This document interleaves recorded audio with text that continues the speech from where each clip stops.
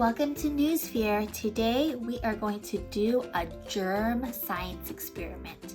We are going to learn why it's so important to use soap when we wash our hands so that we can get all of the icky, sticky germs away. Okay? So for this experiment, all you need is water, some black pepper, and some soap. So I'm going to pour my water in my pan first.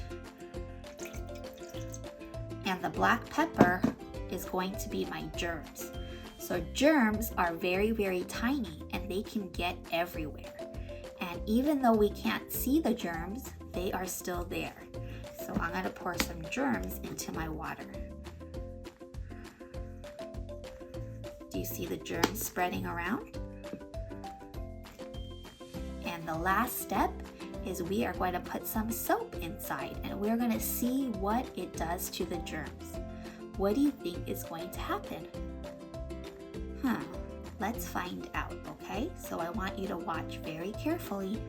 I'm going to just put one drop of soap in the middle. Did you see that? What did the germs do?